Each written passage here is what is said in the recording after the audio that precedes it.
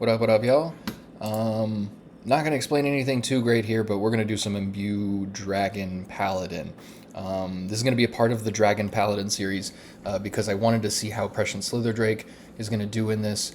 I basically went a very hard Imbue strategy, so all of the Imbue cards, Dragon Scale Armaments I haven't used in this before, so I'm hoping that works out pretty well.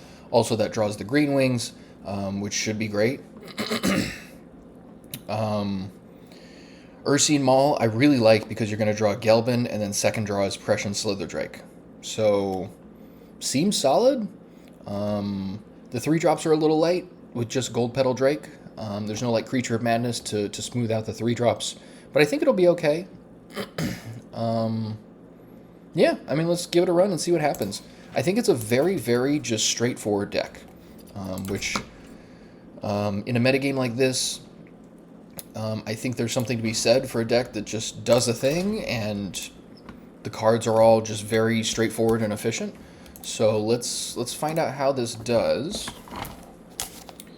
It seems like in this Dragon Paladin series that I'm doing,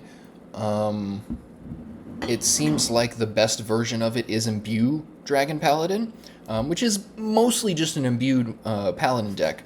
But some of the other elements, like Prescient Slitherdrake, I think are worth testing, because I think the Slitherdrake is really difficult to answer. I think that's why Dragon Paladin is running 2 Whelp of the Infinite right now, because if you're like if you're going second and your opponent plays Slitherdrake on 4, it's a 6/9 with elusive, so you can't target it with any removal, and nothing you play before that is going to be very good except for the I'm tempted to do this. Yeah, except for that Whelp of the Infinite. I think this is probably the right call. I would really hate to not have a dragon in my opening hand, but I do have 1 draw after my mulligan to potentially get a dragon. Let's see. And the dragon count I think is like 13 or 14, so there's a decent chance that I'll get one here. So I'm going to risk it. My gut is telling me I should keep the green wing, but I don't think I can justify that. Yeah, perfect. This is a great hand. Whelp into Peddler is the ideal start. Double Peddler.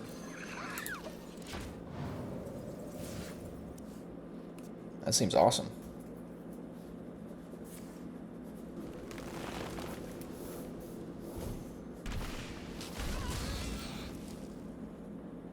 Seems like the presence of Druid decks has gone up lately, which is pretty dope.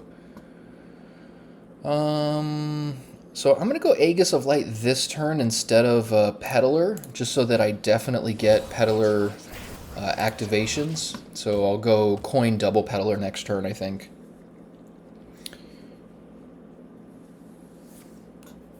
Cool. And if all 3 minions stick, then I'm probably just going to play Crusader Aura and see what I can get done there. It's a strong position, well, decently strong position to be able to do it from. I think 3 is the minimum amount of minions that you would want in order to cast Crusader Aura normally. You could do obviously less if there's like lethal or something like that you can attain, but otherwise this is kind of the standard I have. So this makes my position way stronger now. So 14 attack on board, and they're at 22. It's only turn 4. This is great. This is actually one of the draws I was hoping for when building this deck was Whelp, Peddler, something on 3, and then Crusader Aura. So nice to know that it does have some viability.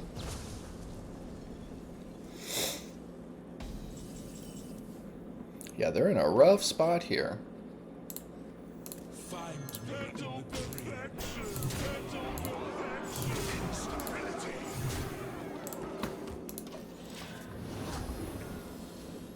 And I normally don't like doing the imbued hero power when it's just 1-cost dragons, because those are not very good.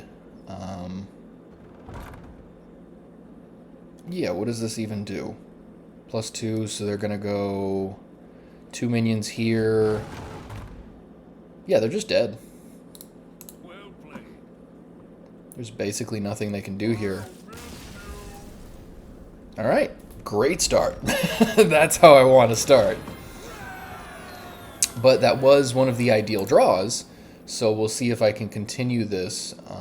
Sometimes my decks have been known to kind of poop the bed from time to time, so I'm hoping this one is different. Cool thing about that last game too is even if they remove those minions, drawing Maul after I drew Gelbin means that both my Maul triggers would get Prussian Slither Drake, and that's one of the big reasons I want to play this deck right now.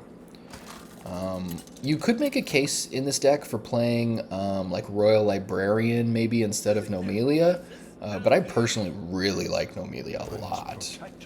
I think Nomelia is an extremely strong card. So we're not doing, I think, any of these. Interesting that I'm seeing so much Druid. The Druid presence in this metagame has gone up a lot since the mini set. Okay, this is an okay hand. I would really like a dragon. If I don't get a dragon, I think I'll still run the Whelp out there. Not happy about it, but if they want to coin hero power to attack it, I think I'm okay with that, because their coin can be used for a lot more powerful things. Ooh, baby, look at that. Best possible.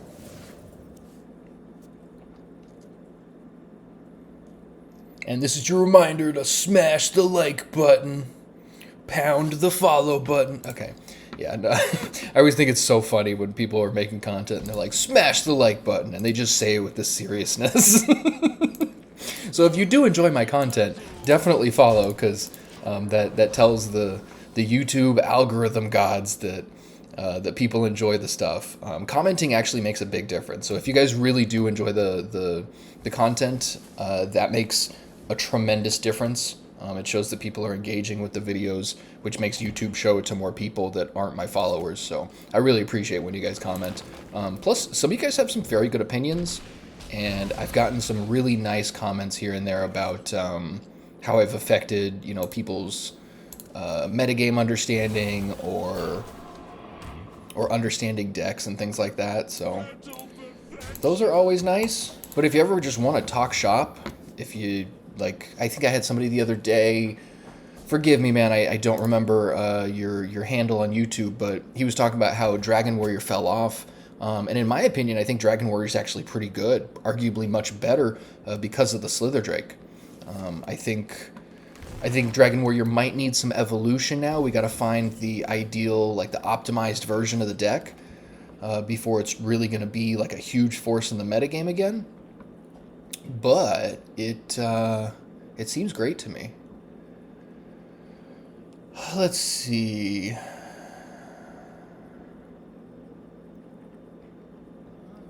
Guardian seems good. Okay, so I'm going to hold the Whelp because Maul is going to get Gelbin and then Slither Drake. So if I do... Yeah, I can play Slither Drake next turn. I don't mind imbuing the hero power, but I think this will put a lot of pressure on them. So I've got Gelbin for turn 8, and then next turn I'll draw Slither Drake, and I have a dragon. So I'll play a 4-mana 6/9 with Elusive. Seems good. And then I can follow up with this afterwards. Normally I like to prioritize imbuing the hero power, because once you get to 4-cost dragons, this has a huge effect, because then you're getting Green Wings and Dream Wardens, just significantly more powerful cards that have like lasting effects. Like if you can make more Green Wings, shuffle more illusions in, then you're affecting not just the board at that moment, but also the turns that come up, which is really helpful for closing the game out.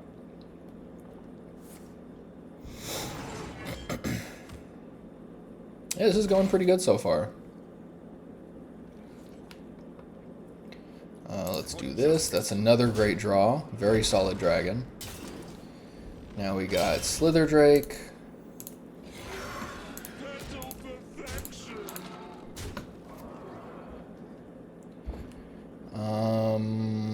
I think imbuing the hero power is probably the play.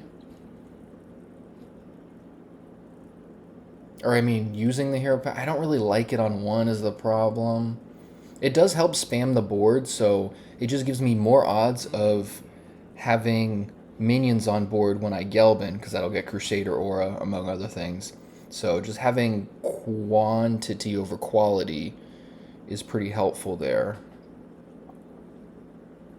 So if I do that this turn, next turn I can go like Flutterwing Guardian, use the hero power again. That's 6. And then turn 7, I can go Gold Petal and use the hero power again. Then there's 6 in the deck. No, you know what? I have Emerald Portals. I'm going to go get Emerald Portals. That seems better. Let's just get them on the board now. And that gets the 1-drops out of the deck, so that hopefully I have more powerful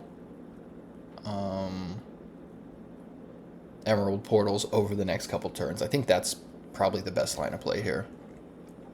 One of the concerns with Dragon Scale armaments is that it will draw your auras. Nice. Well, Maul is great here. I think that's gotta be the play, actually. And they're just dead.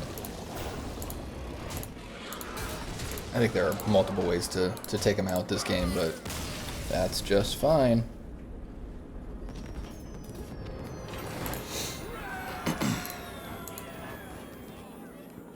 Yeah, I really like this version of the deck. Doing very well so far. We'll see how long it keeps up for. I want to see how the Imbue Rogue matchup is, because that's a huge presence in the metagame right now. I've been playing against a lot of Druid and a lot of Rogue. Tracking Hunter is still a thing. Mage is still a thing. Death Knight is still a thing. Speak of the devil. Yeah, Death Knight's going to be a thing, just, I think, at least through this standard metagame. We'll see what kind of cards they end up printing whenever we get our next standard rotation.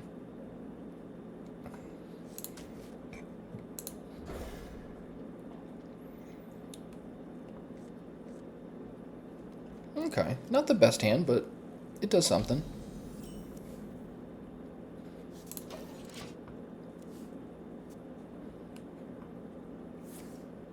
I do like that this deck kind of has different modes you can play.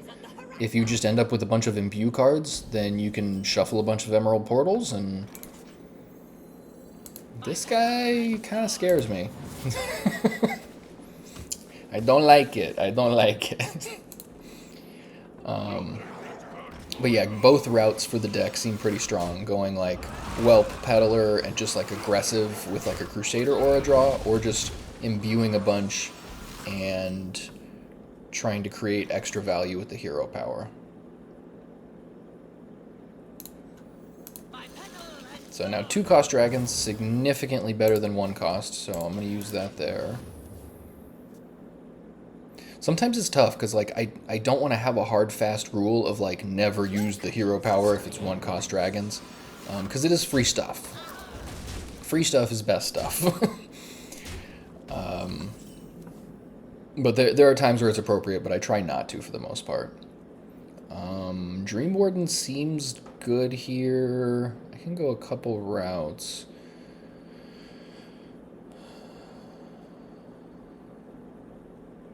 Yeah, I think...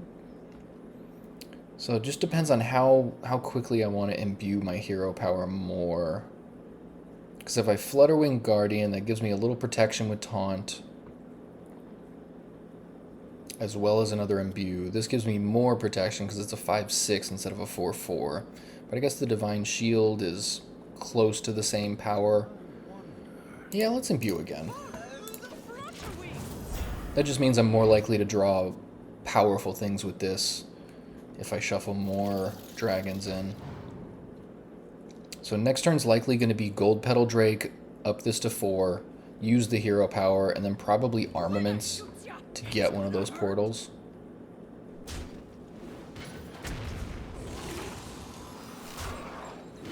They're really playing Coconut? Oh, okay. I was like, there's no way they play Coconut Cannoneer, but that was off of the Scarab.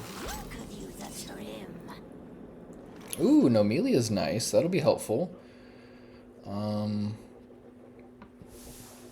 Yeah, this is where it gets tough though, because so what I'm hoping for is Gold Petal ups this to 4, and then when I use this and then use the Dragon Scale armaments, I would hope that I get one of the 4-cost portals. Because if I don't get a 4-cost portal, then I'm very open here. It's only 8 power on their board, but I assume they're going to follow up with something good.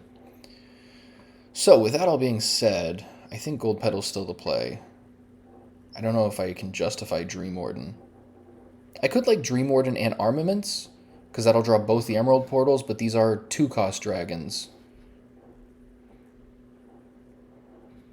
Yeah, I think I stick with this plan.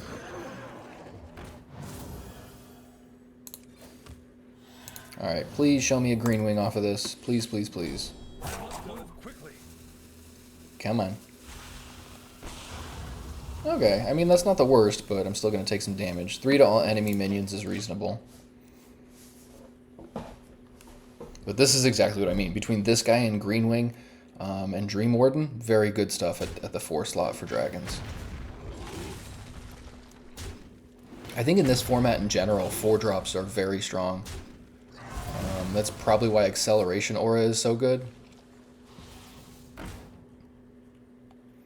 And then 5-cost dragons are good, but 6 is, there's a big jump in power level there too.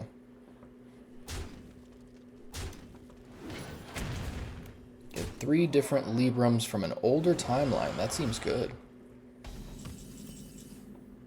Ooh, there's a 5. Nice. Okay, that's pretty good. So, how do we want to play this? I think Nomelia is probably the play. Is it though? Let me think. Yeah, combined with the other guys, I guess that's okay. I'm at 17, so I do have to be a little conscious of my life total. But I think if I throw up taunt minions also, this could be okay. Like, this guy does what again? Oh, yeah, that guy's definitely dying. So we're going to go probably here and here. Leave them with these 3. Flutterwing, I'm guessing. I could Dream Warden. I could, like, Hero Power Dream Warden. That doesn't seem bad either. Yeah, that seems fine. So we do this and this, because this guy can do some serious shenanigans. Let's do this. And we'll put this here.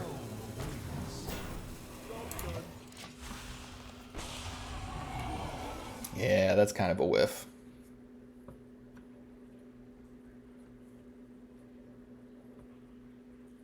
And I'm very glad that drew Aegis of Light, because if that got the other Crusader aura, then Gelbin gets a little worse.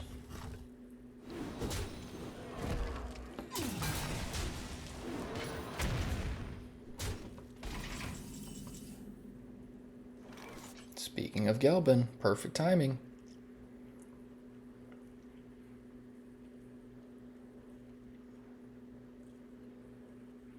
I could Crusader Aura here, honestly. I've got 14 power. That goes to 20 with Crusader Aura, plus I can Aegis of Light and Hero Power. I don't hate that, actually. Let me see what I get off of this. Alright, not the greatest, but it's something. Yeah, let's run it.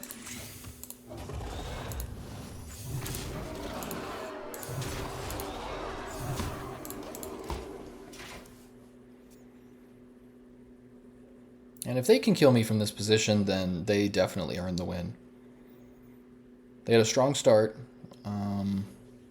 Not a ton of power in that start. A lot of like quantity over quality.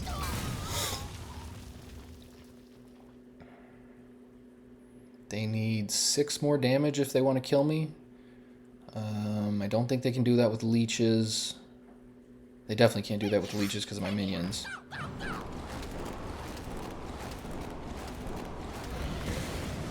Sure. Yeah, I think they're just dead. This is awesome.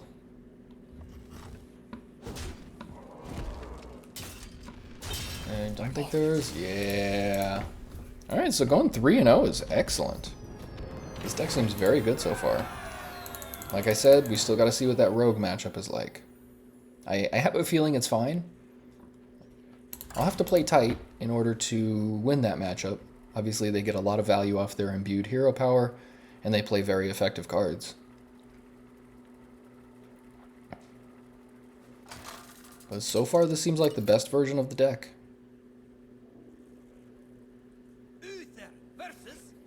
Ooh, Warlock. Every now and then I play against Egg Warlock, which is the guy that makes 20/20s, and that's pretty rough. So Aegis into Gold Petal is great. I don't know that I keep Green Wing here, though. A Gift Wrap Whelp would be amazing. Peddler's fine, I guess. So I think I'll go coin Aegis first turn, Peddler into Gold Petal Drake, and I still got a Green Wing, apparently. Fine. Alright, good old Rafam. Yeah, still just sticking with this plan.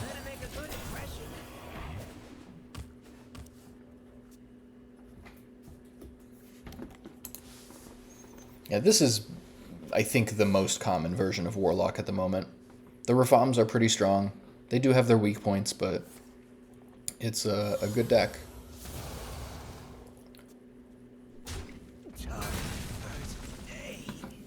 Eternal Toil seems okay. If the minion survives, draw a card, and if it dies, you get a random minion. That is something. So we're going to go Gold Petal Drake into Prescient Slither Drake. Let's go. Ooh, that's rough.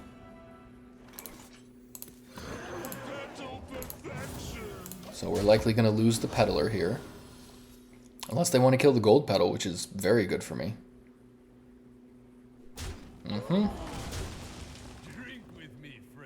Ooh, that's very good. And a Doomsayer? What is happening? I did not expect Doomsayer here. That's crazy. So, what I can do, hero power is at 2. So I attack for 4, play a Gold Petal, hero power goes to 3. When this triggers, both of these die, and hero power goes to 5.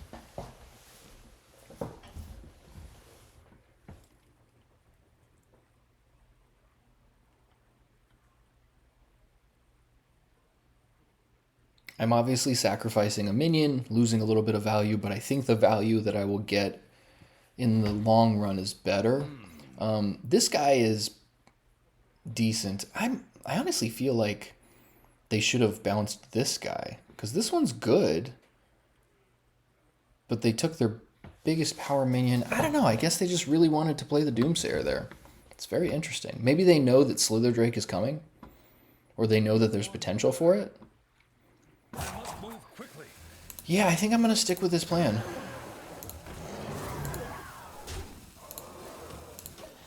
So now 3 cost is the first Emerald Portal set. Now we're up to 5. So I can go Slither Drake and Dragon Scale next turn. This should draw me hopefully something good. Oh, that's pretty good. So maybe I go Hero Power and Dream Warden. Yeesh.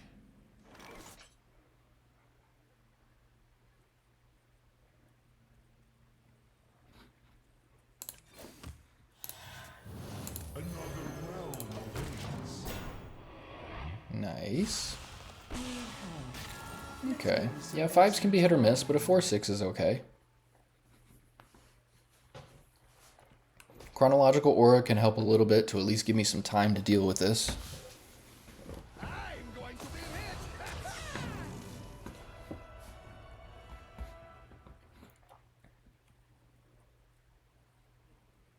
Very interesting choices to play. I still am not sure about that Youthful Brewmaster on the Murloc Rafam.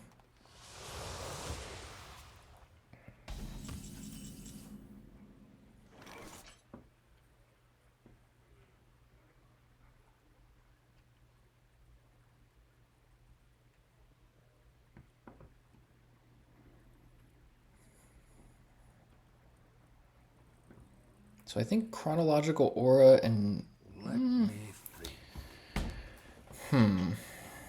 I could go Hero Power, Green Wing, Dragon Scale Armaments. That doesn't seem bad. I'm probably just killing this guy. I wonder.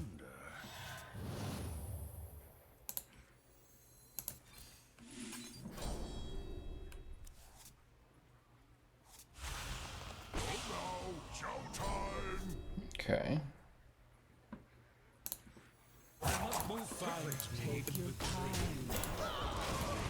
So I'm likely taking 10 this turn, but I think I should be able to deal with that 10-5 pretty soon.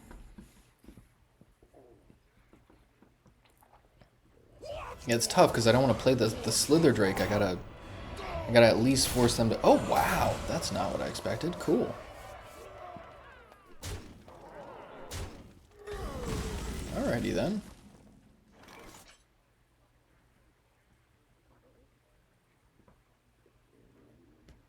Yeah, this is getting to be a rougher and rougher position. I think I have to Chronological Aura here. I mean, it's not going to save me. I mean, do I just die? I might just be dead. If I Crusader Aura, I can kill one of these, but then they've still got 20. That leaves me with 3 mana.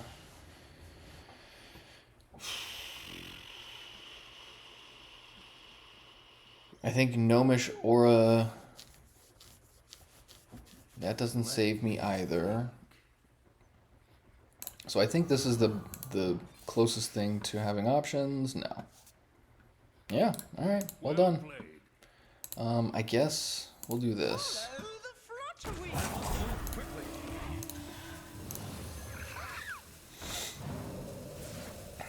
So at least they gotta attack this guy twice. It's better than the Chronological Aura. I'm debating on attacking this. I feel like I kind of have to just in case. So that way, you know, I can use this to trade on the following turn, assuming they don't kill it with something. It also incentivizes them to use this to kill this. Like they could go pop this and then trade there. And then I take 17 and I at least live to see one more turn. Even though it seems unlikely I'll make it. Aye! Alright, very well done. Yeah, I'm still surprised that Rafam Warlock doesn't have a bigger presence in the metagame, because it seems like a very good deck. So 3-1 after 4 games. Doing very well so far.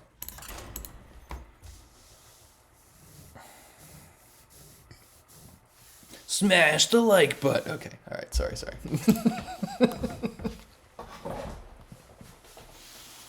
I've always been a contrarian and kind of... I love to look at the norms of society and evaluate them.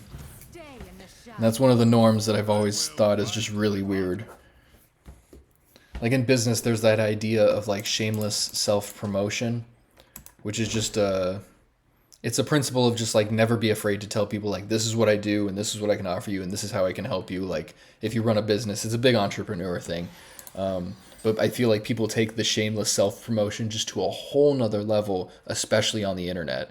So people that are like influencers or content creators, and they're, you know, they come up with these ways to just try and make it sound really cool to support them.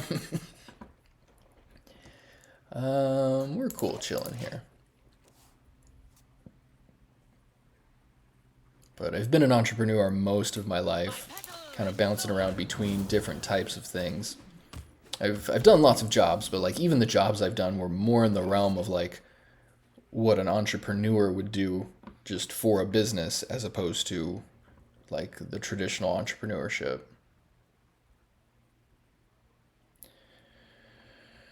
Bitterbloom seems okay. Yeah. By petal and sword. Very nice. Thank you. It's always entertaining to me when you can have conversations back and forth with the emotes.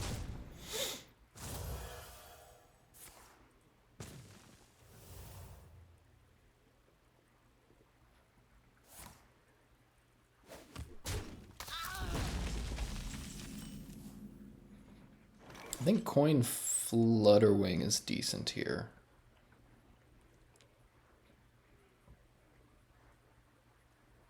I could also Aegis and use the hero power. It doesn't seem super bad. Flutterwing is just a very good card. I think that gives me good tempo here. Because I can also follow up with Dream Warden. No, I don't follow up with Dream Warden because I haven't used my hero power yet. So, yeah, maybe I go Aegis, hero power, and then that gives me the potential for Dream Warden next turn. I can always Flutterwing anyway.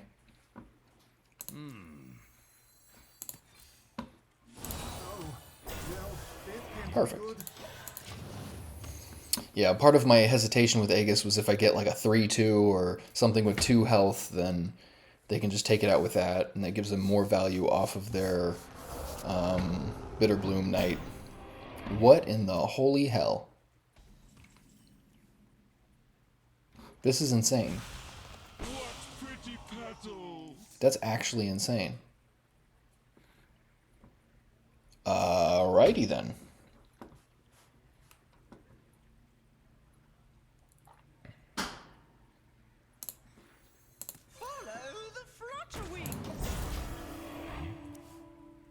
Alright, let's see how we can fight through this. I think this is part of why Imbue Rogue is played, is because you can just get some incredibly powerful things and just get lucky and win games. Like, turn 4, 7/7, taunt elusive. How do you argue with that? I mean... Very nice. Eesh. And, oh my god. Okay, this is a ridiculous draw for them. I think I have to Nomelia here, because otherwise I'm taking a lot of damage. That'll take these two guys out, and it'll deal a bunch of damage to Ragnaros. Only problem is then my board is empty, and I'm taking 8 at least next turn. Thankfully I'm at 28, but this is pretty bad. I could, let's see. I could, like, Dream Warden...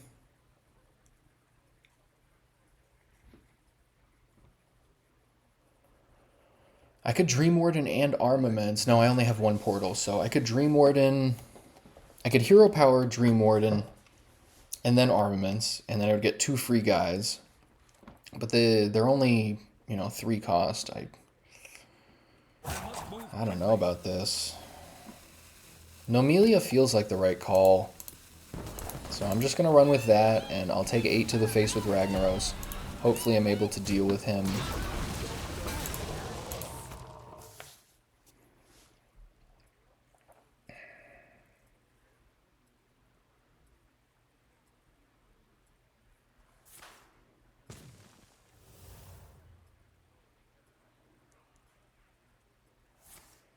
Yeah, I think when the opponent doesn't have this kind of luck...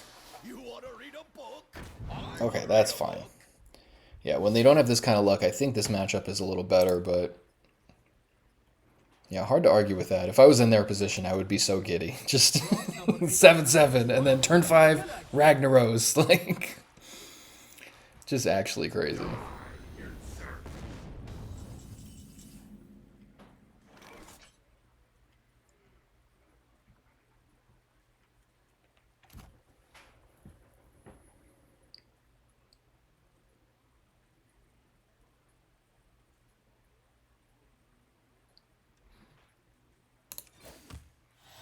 Okay, I think we're gonna run this.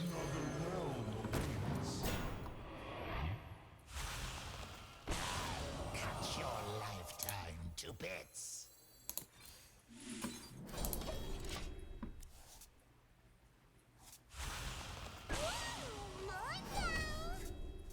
Okay, so this will draw Mechatorx Aura or Chronological.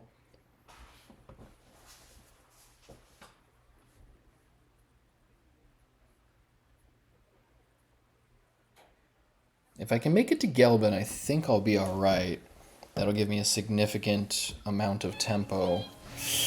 Dang! Alright, this is pretty rough. This is real bad, you guys. So I'm taking another 8 to the face. I was really hoping I could have one minion survive to take out Ragnaros. Yeah, maybe the other play with the Dream Warden and the hero power was what I should have done that turn of that I did in Amelia. But if I didn't deal with that 7/7, that was going to keep bashing my face while Ragnaros is throwing fire, so yeah, pretty rough.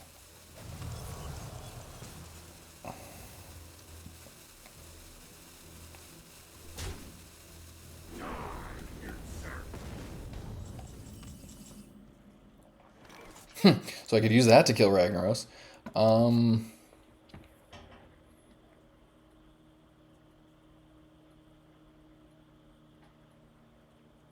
Yeah, Chronological Aura just doesn't do enough, sadly.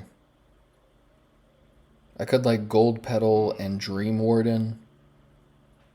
There's one more portal in the deck.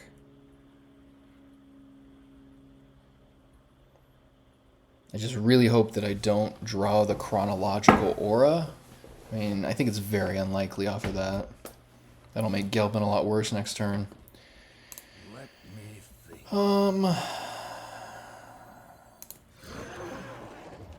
Let's see.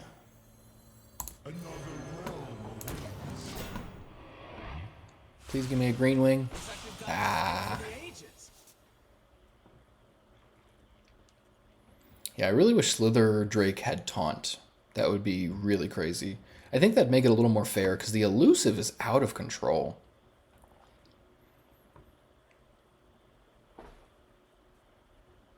Maybe taunt just has too much effect on the game where that would have been, I don't know, it's so hard to kill if you can get it on curve.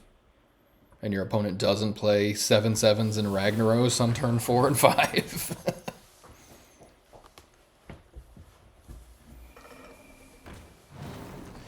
Oh, shoot. Alright, we're dead, I think. Yeah, that was well played, and they had some luck to go along with it, so can't argue with that. Even with these 2 rough losses, I'm at 3-2 after 5 games, so I am definitely liking this, and the games are pretty short. What is this? Averaging about a little under 8 minutes a game. So let's see what we can do in 10 games.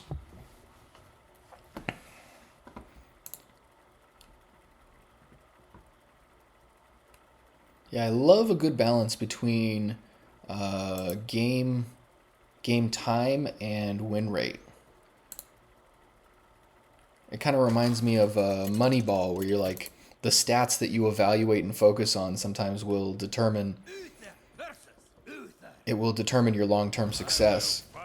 Like, if you haven't seen Moneyball with Brad Pitt and Jonah Hill, very good movie, based on a real guy who was basically using statistics in baseball to figure out, like, how to strategize differently.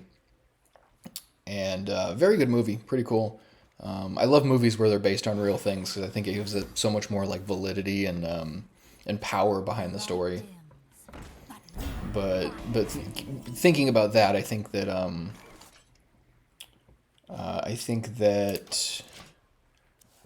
there could be some interesting, like, mix of statistics that help determine, like, deck selection, where it's like the average game duration as a ratio, or a ratio of average game duration and like average win rate, and balanced by like the win rate against the top deck in the field or something. Like there's all sorts of stuff like that you can go into, which is pretty interesting.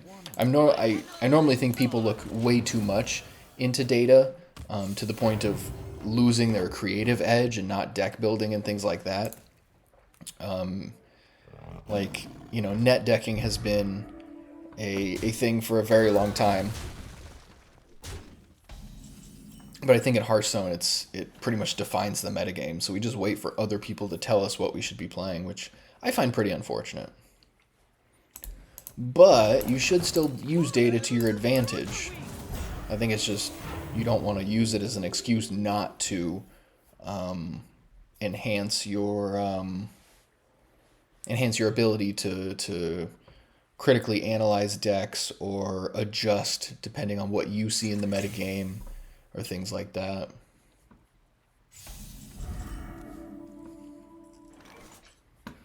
Well, shoot. That seems pretty good. Yeah, I think I just slammed Slither Drake here.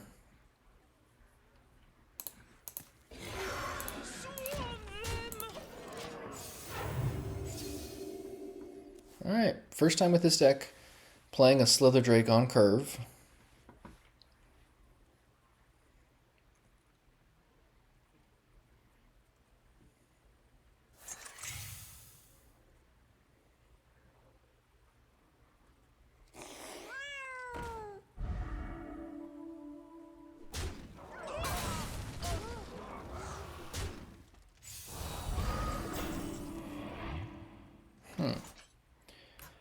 Okay, so this gets a little trickier. Their auras are doing very well.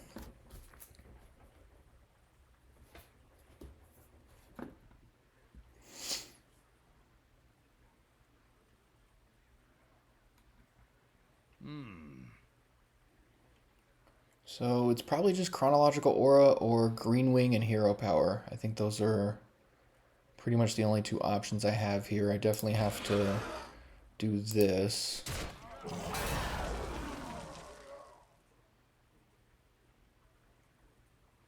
I think Green Wing is the play. Well, actually, if I Chronological Aura, then that gives me Nomelia next turn, and even if they kill this, then I'll have a Taunt minion as a backup just to...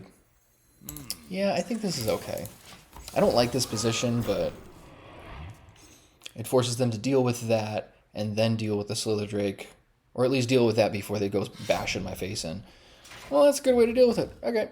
Okay. Sure.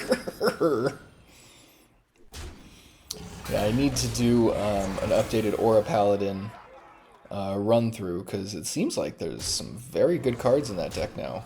I like it a lot. Holy goodness. Alright, we're kind of screwed. Kind of screwed. Okay. Okay.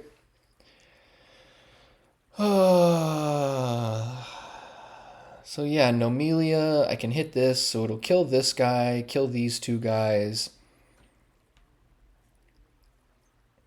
Yeah, they're still going to have 9 plus 5, 14, 18 power. I'll have one taunt minion. They can hit this, and then...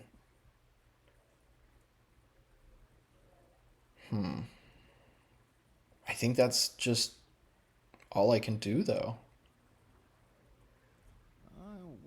I could Green Wing, Hero Power, and then Dragon Scale, but the 2-cost dragons normally don't have taunt. If this was at 4, I had potential of getting a Green Wing, so then I would be like if I go Green Wing, get a Green Wing, and then this makes a minion, that would be a much better position. But I think Nomelia is just gonna... Yeah, it gets rid of 3 minions. That's...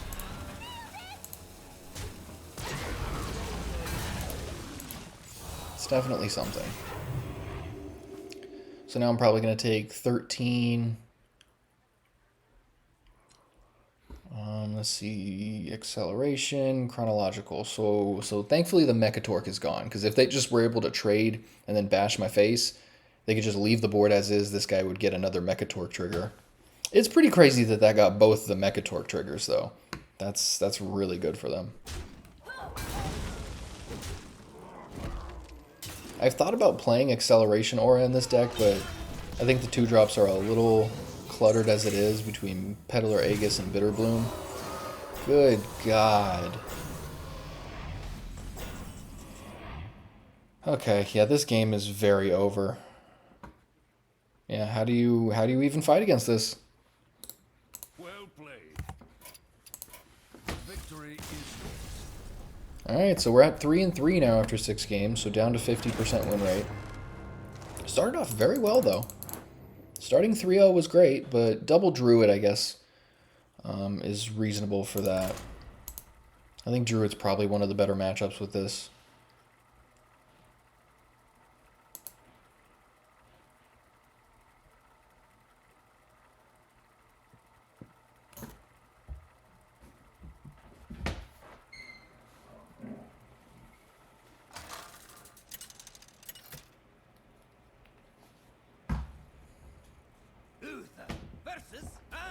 Alright, we're getting a good mix of heroes. That is good. I will fight with honor. The last video we recorded, I played like, out of 7 games, I played against 4 rogues. So I'm happy to have a mix.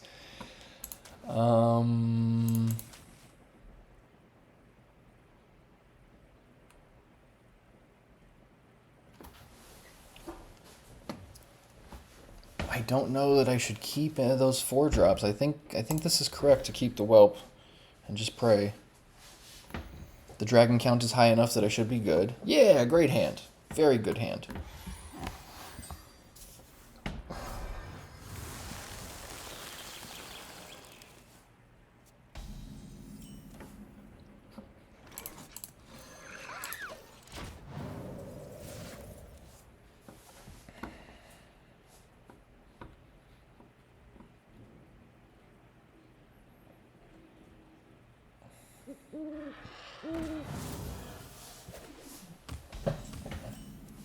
Alright, Imbue Priest is something. That's a good deck. I think I got a peddler here.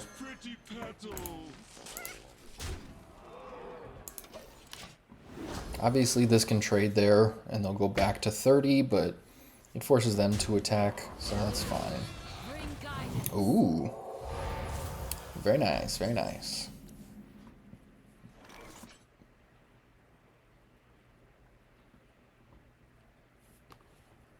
I could double Aegis here.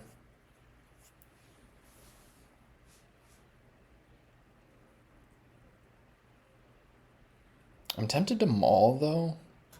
Let me think. This feels like the right call. If I draw a dragon next turn, then I can play the Slither Drake I'll draw off of maul.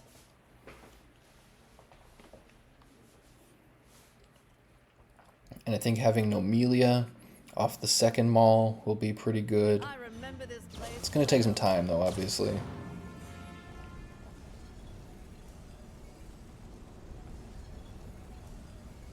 There are some times where I wonder if Bob the Bartender would be good in this. The option to freeze minions comes in handy sometimes, but a lot of times you have to have something bigger than that. Like if you're freezing and then going like Gelbin the next turn, that's okay. So I drew a dragon. That is good. So I think I just play Slither Drake here. For justice.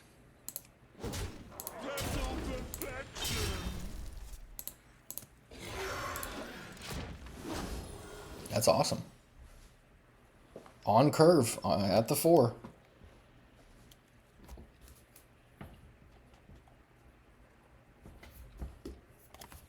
And it's worth noting also that it would be nice to have Elise in this deck. I think playing Elise and Ziliax it's kind of like the standard of the standard metagame. They're very format-defining cards, which if you watch the YouTube, then I'm sure you've heard me say that a bunch of times, but it's just very true. Like something I like to do is kind of take cards that are very core to the current metagame and then see how do they fit in each different class. Like if you just take Elise, Ziliax, Creature of Madness, Blob of Tar, and you're like, okay, how does this fit in Demon Hunter? How does this fit in Paladin, Warrior, etc., etc.? And then you just kind of build around those things with you know, the core of another deck. Sometimes you end up with something good. That's one way that I try to deck build.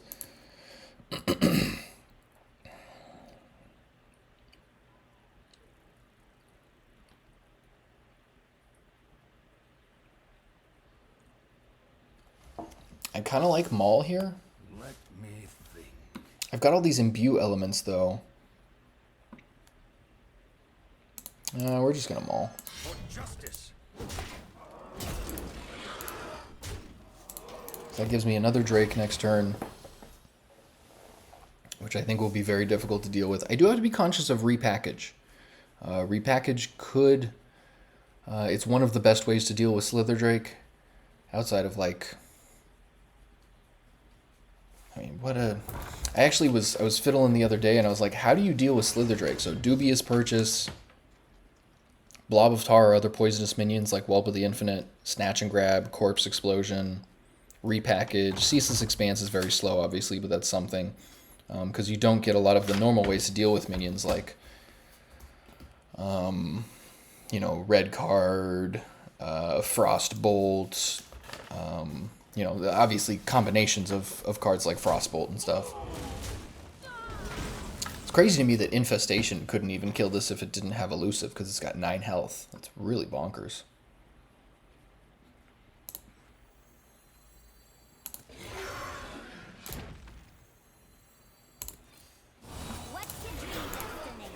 For justice. Alright, this is looking pretty good. Repackage here would be annoying, but it is a risk I'm willing to take because it got them down to 9. And I just play some minions on the board and then Gelbin the following turn, and I think I'm in a good spot. Pretty good, pretty good.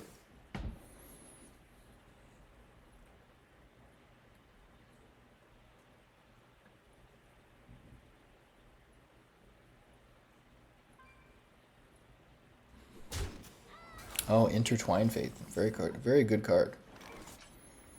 Okay then, so 7 mana. I'm thinking I probably just do these 2 and Gold Petal Drake. That gets the hero power up to 4-cost dragons, which is ideal for the time being. And then I can follow up with Gelbin next turn and hopefully just win. By petal and thorn.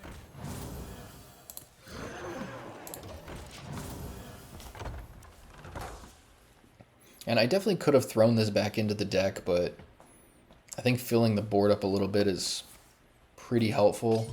You can always just follow up with this, because, oh my god. I was like, they're only at 9. Nope, nope, make that 27. Okay.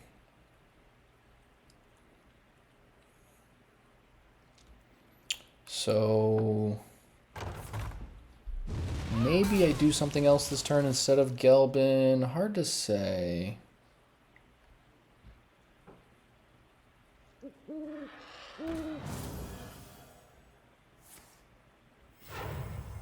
Okay, Nightshade Tea is a little helpful, I guess. This fire must not burn again.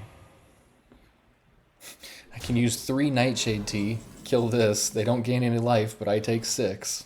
It's kind of like inverse lifesteal. They're stealing it from me. Let's see.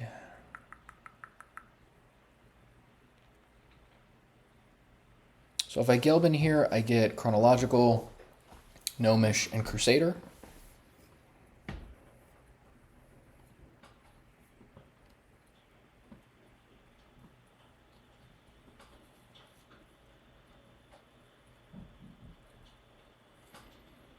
I think this... Okay, so let's do this first, and that gives us the chance of drawing one of those off of this. I think I might want to Nightshade Tea that. That just kind of sucks. I must move quickly.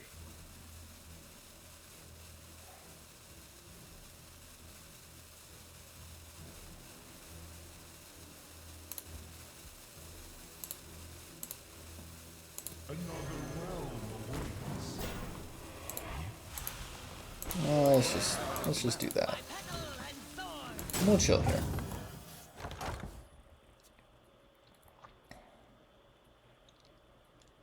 Yeah, it's one of the worst 4 drops. Just a 4/1, but what are you gonna do? Ooh, that's pretty good for them.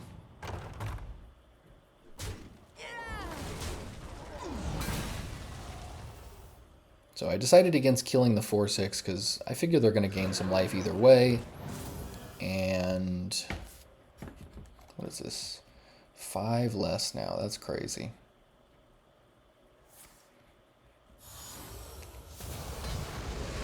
Sure. Alright, so now Gelbin is a little bit better here. I can go like Gelbin, Nightshade, kill this, they'll only gain 4 life. That's a pretty good dragon.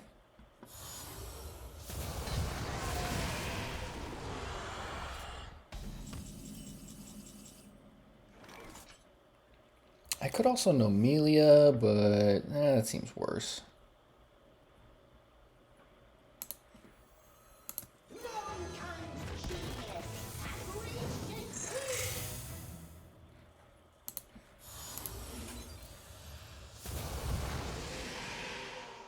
Thorn in your side. Thorn in your side.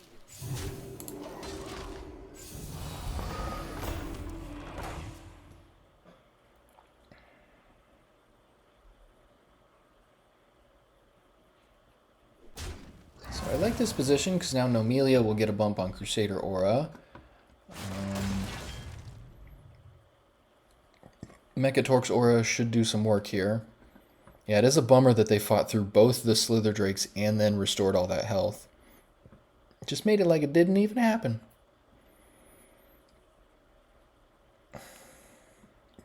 Definitely got to be shuffling in more Emerald portals now, because 6-drop dragons are they're very strong. I still think the 4s are the best spot, because whenever you get more green wings, it's just incredible. But 6s have some really good potential. And if you can get up to like 8, you know, you can get some crazy things. Obviously, the higher the better, but it's about finding a happy medium, I believe.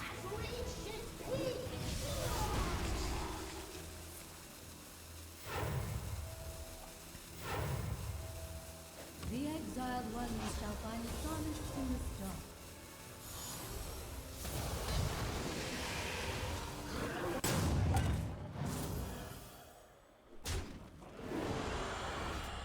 Okay. They're doing very well in an attrition, from an attrition perspective. They've got 23 total cards left over, where I've got 14. And most of the cards are making good value.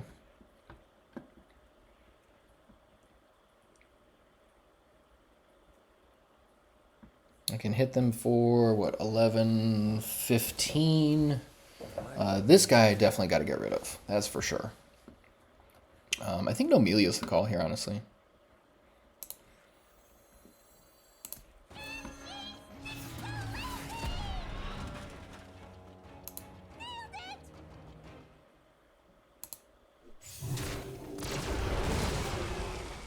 And we can Nightshade Tea that. Obviously it helps their hero power, but it's okay.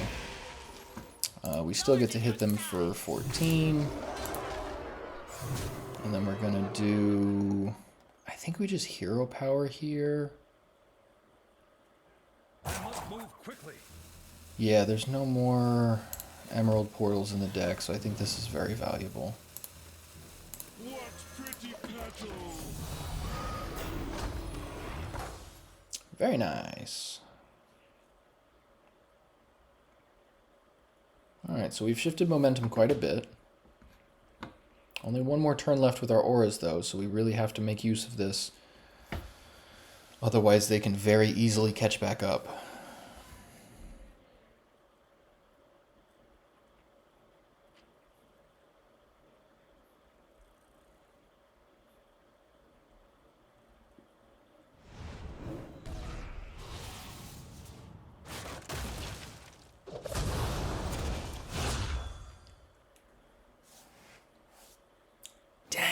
Alright. Very annoying, but what are you gonna do?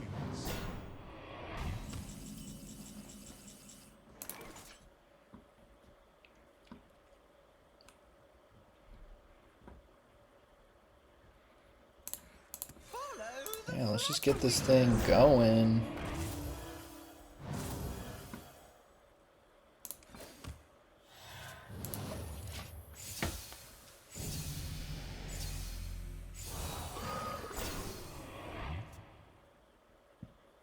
So still potential to win this game, but it's going to be pretty tough. Because like I said, from a nutrition standpoint, they're doing very well. Are nourished when the cycle renews. You were destined to fail. Oh, wow. Very good.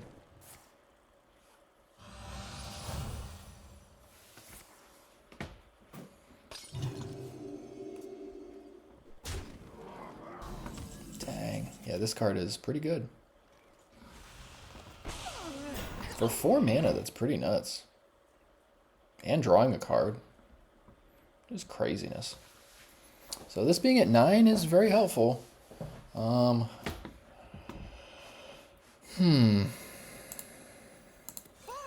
the flutterwings.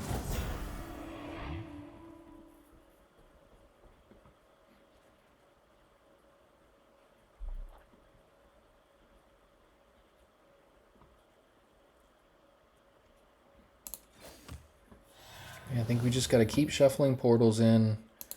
I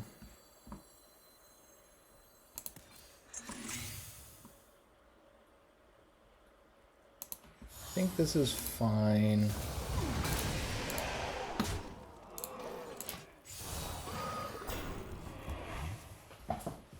And I always forget that the portals all summon the same cost of dragons. So if you shuffle some in when you have 1 cost dragons and then you upgrade, they get better and better. So, jeez.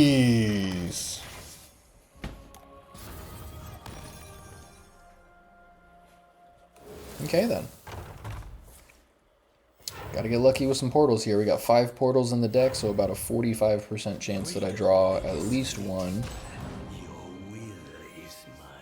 Then it goes down a little bit for the next draw, down to like 36, etc. Come on. Oh. Well, that's something.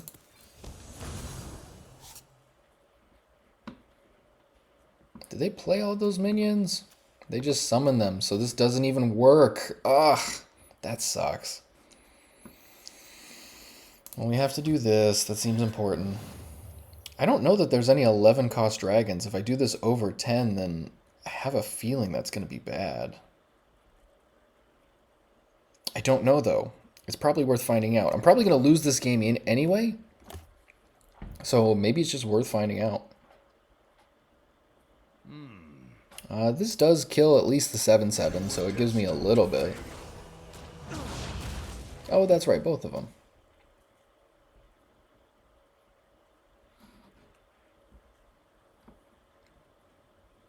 I must move quickly. I kind of want to chill here, but I think getting some illusions in the deck would be good.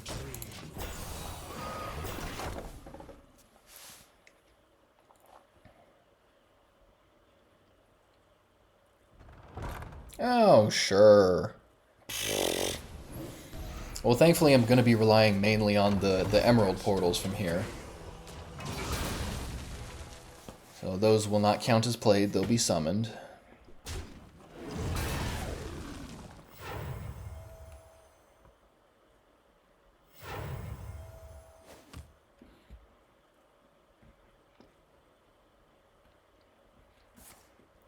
Jeez.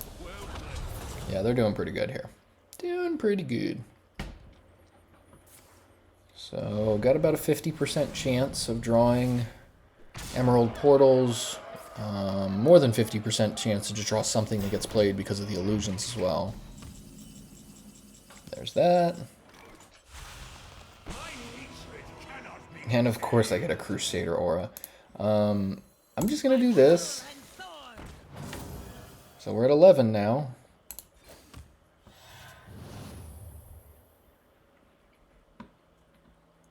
Yeah, this is pretty unfortunate.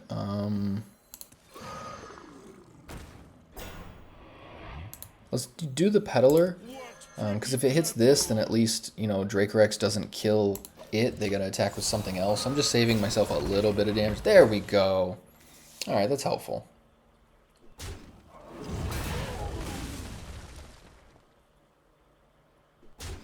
So, yay, we saved 1 additional damage.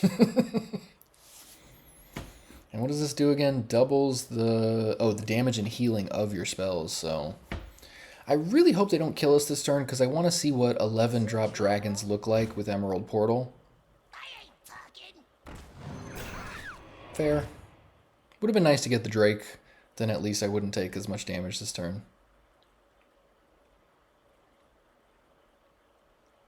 What do you got? Nightshade Tea? Oh, that's pretty good. Yeah, Eternal Firebolt is a very good card.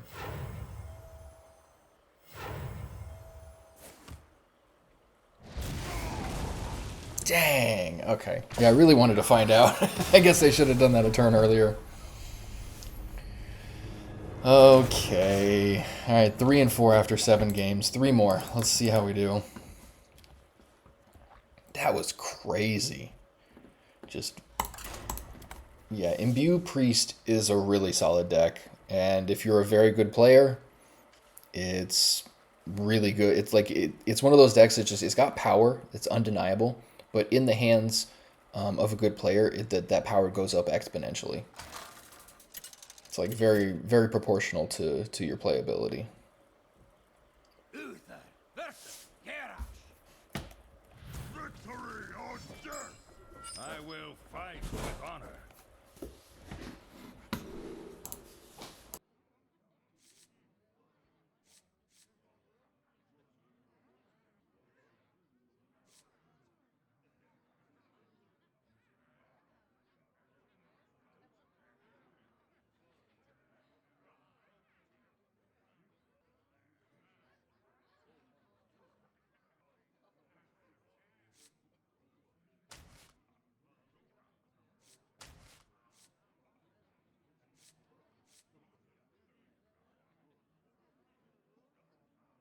So this is a tough one because Peddler on 2, Slither Drake on 3 with the coin, and then following up with a 4 is good, but I'm not sure if I want to try and get, like if I can try and get a 1-drop, that could be okay. I feel like the follow-up could be good. Like I kind of want Maul because it'll get me Gelbin and another Slither Drake. So I'm going to try this, but I'm not super sure about that one. The other thing is there's a lot of 4s. So, I don't know.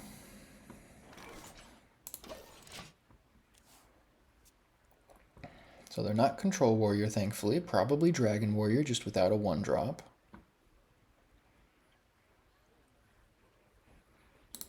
Well met. What horror will hatch?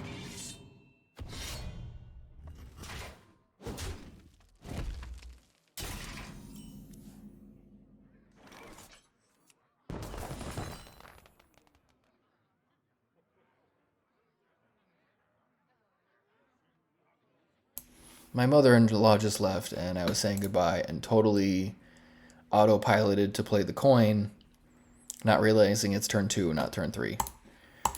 Ah, that sucks.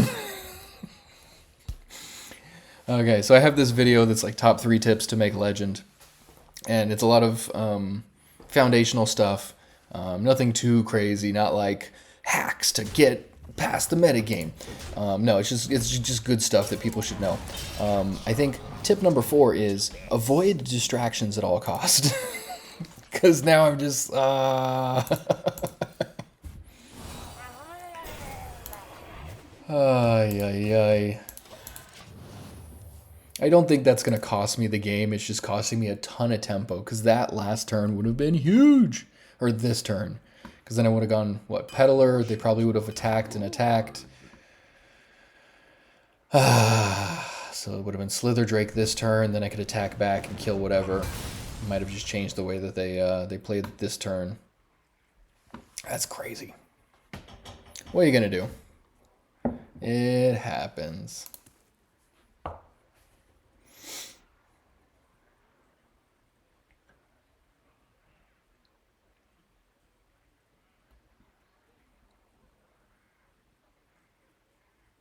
And something I've been considering doing, let me know if you guys are interested in this. I've been considering going through like HS Replay, the website, and yeah, now I feel like I have to get rid of this guy, otherwise things are going to get out of hand. I've been considering going through HS Replay and showing you guys kind of how I look at data and things. Anybody can go through there and kind of figure it out, but I feel like a lot of people don't understand the true value that exists there. Obviously, you know, some of you guys that follow me are here for the creative deck building and like the fun stuff. Keeper of Flame, okay. So like obviously net decking is against the whole concept of, you know, creative deck building and being your own person. But I think it's important to at least know more about the metagame. You can learn about the metagame as well as like improve your deck selection before you go crafting cards that you might not end up using. So there's that. This is a problem. That's a problem. That's real bad. Let's just Flutterwing, I guess. Yeah. Follow the Flutterwing.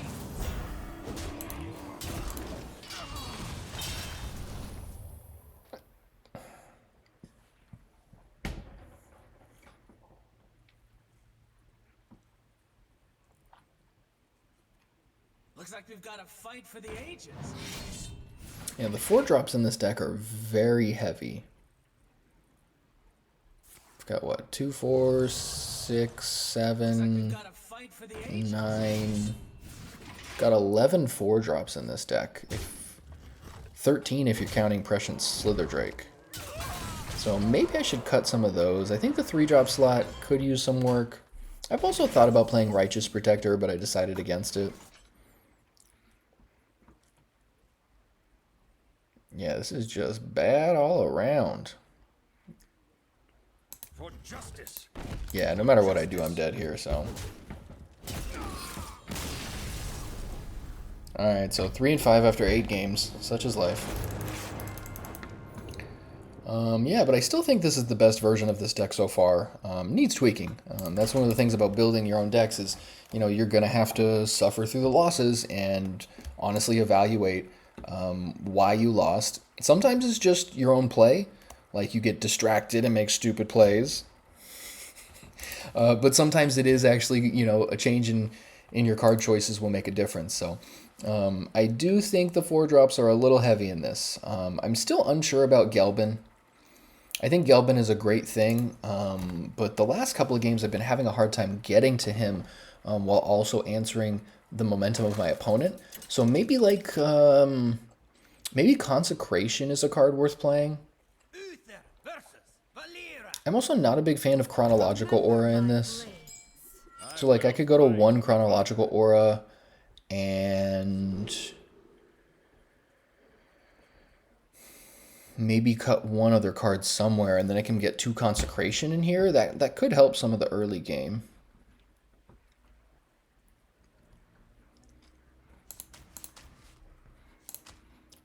Let's try this. So this is almost like a redo of the last game. So I can go turn 2 Peddler, turn 3 Slitherdrake, then I've got turn 4 Flutterwing.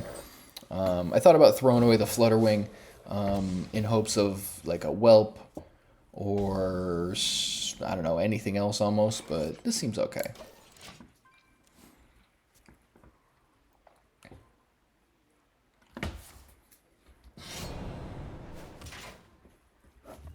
I'm still not writing off the Rogue matchup. This is only the second Rogue matchup that I've played here with this version of the deck. So as long as they don't go turn 4 7/7 Taunt Elusive like our last opponent. Sure, and then Eventuality or something. Oh, okay. That seems fine. Oh no, but now we have no dragon. I really thought we were going to draw a dragon by now. That sucks. So we just go Flutterwing. That's fine. Not ideal. It's not the most powerful we could do, but it happens.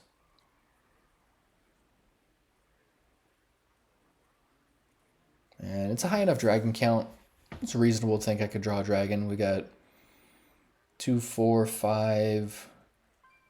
6, 7, 8, 9, 10 more dragons in the deck out of 24 cards, so reasonable enough. About a 41% chance of drawing one. That's not a dragon.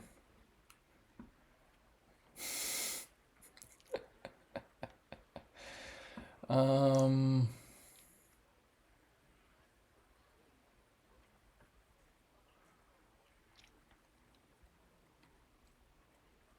Let me think. Crusader Aura doesn't seem good here, but the other plays are also not very good.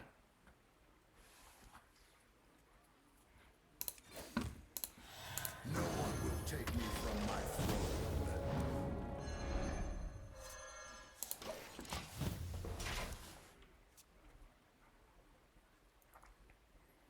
I am open to dubious purchase here, which I don't like.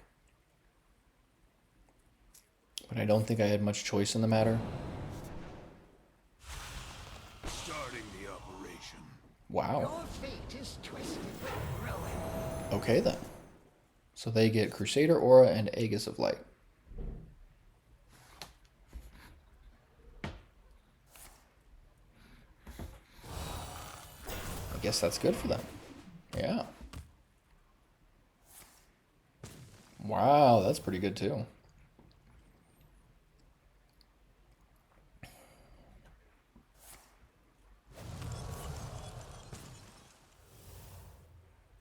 Crusader Aura is a little bit better, I guess.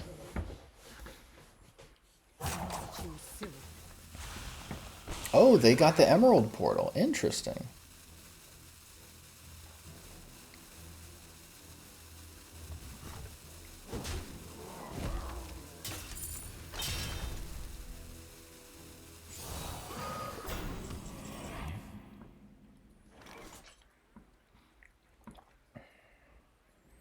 Yeah, I don't think I can justify Crusader Aura here.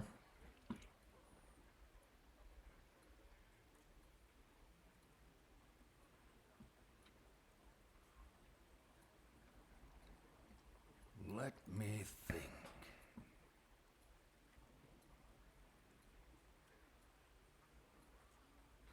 This is whenever I play, oh, any minion gets 1 health. That's not bad.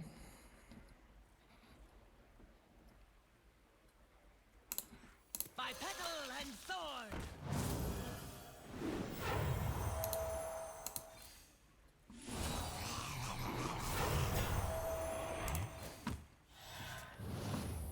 Swarm them. Move quickly. Patch you up.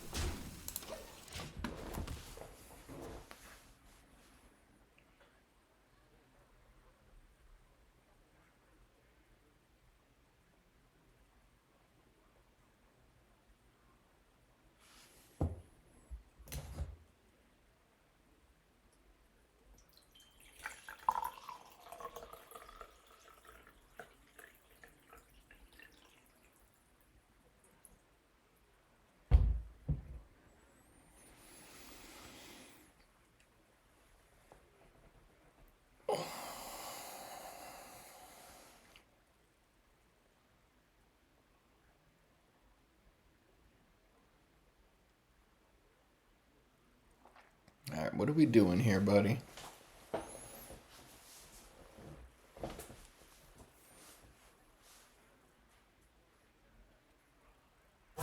Choose soon.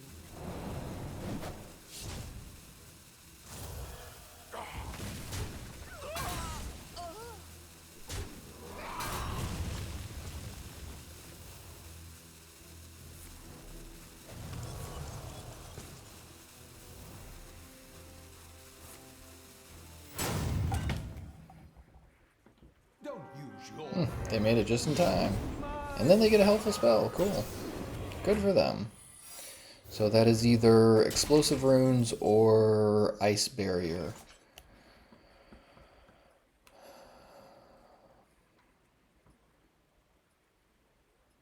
So I do need to think twice about Nomelia.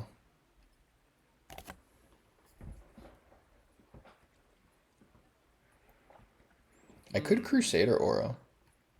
I don't... Maybe that's Counterspell or Ice Barrier. I don't remember what the pool of cards is. It might be Counterspell, actually. Just in case it is Counterspell, let's do this. Perfect.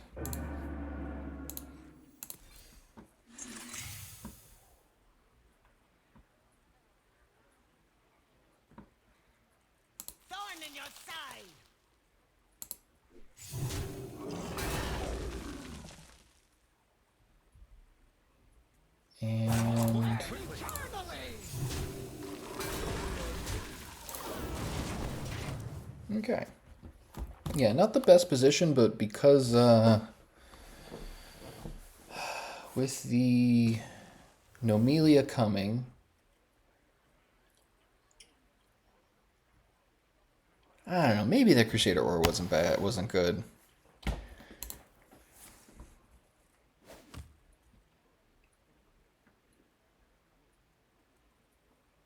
Yeah, this is one of those games where I think I should probably go back over and watch my own video to evaluate my play, because I'll probably see this differently.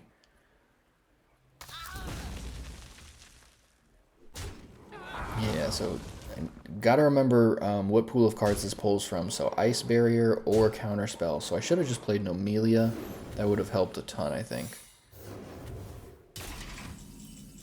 So now that's, again, same thing.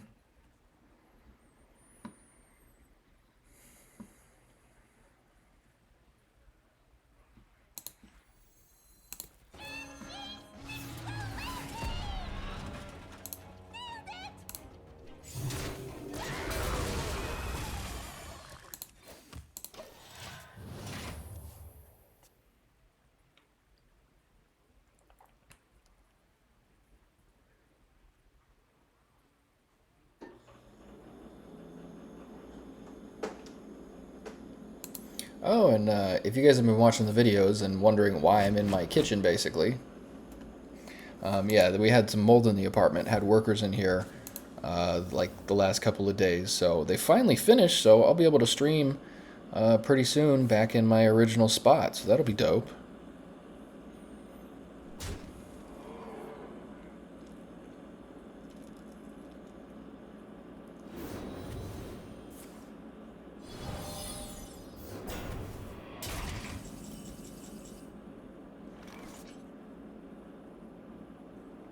Yeah, just not looking like a great position overall.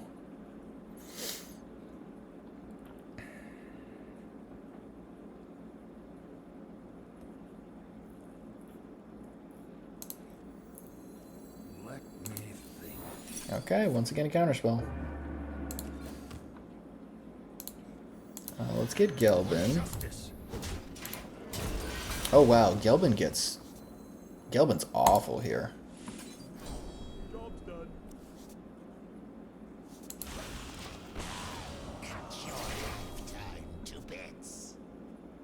I only get Mechatork and Gnomish if I shuffle it back in.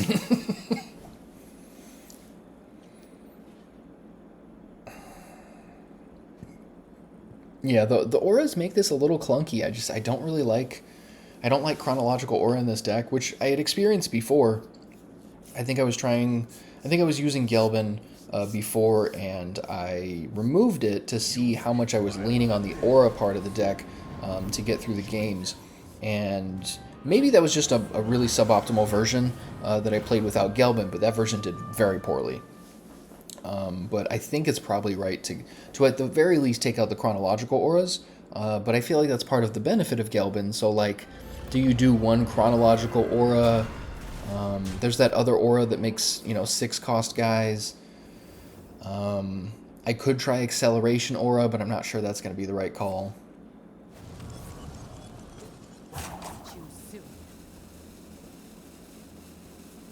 I also wonder if, like, maybe Violet Treasure Gill would be good in this. I'd have to take out the Dragon Scale armaments, probably. But that would cast Emerald Portals, which I think could be something. Maybe that's better than Dragon Scale to cast those. It's a little less value because you're not drawing an additional card, but I don't know.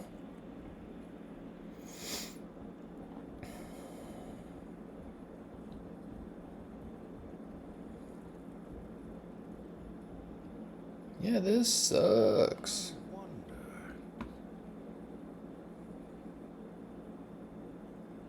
Yeah, I don't think there's any way I kind of fight my way through this, because Chronological Aura, Gnomish Aura, I go to 5, I've got a 3/5 taunt, I can attack this. Yeah, yeah, whatever way I cut this, I think I'm dead, so. I'm just going to cut it here at 3 and 6. I think it's safe to say I've got the info I needed for this this round of games. So really low win percentage. but got some good information. So I definitely like this. I think Dragon Scale Armaments, while it seems good, I think there are some cards I might fiddle with in place of it, and I think I'm going to go back to I'm either going to start with cutting a Chronological Aura and go from there, but I think Gelbin might just have to stay out of the deck. It seemed like it was a big crutch that was necessary, but after the metagame shift with the mini set, I think maybe Gelbin is just not as good. At least, also the 4-drop slot is a little clunky with, what did I say, like 14 of them. There's 2, 4, 6, 7, 8, 9, 10, 11, 13 with the Slither Drakes. So maybe 2 of the 4-drops have to come out, as well as Gelbin, in order to really evaluate what's going on here.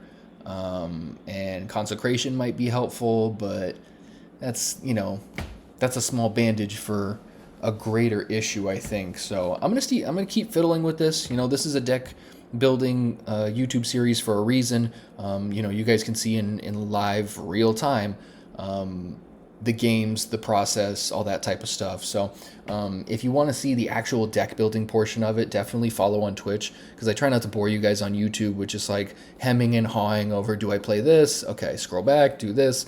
That's, that's one way to kill the algorithm. That's one of the bad things I think about the YouTube algorithm, is it forces people to be like, get to your stuff.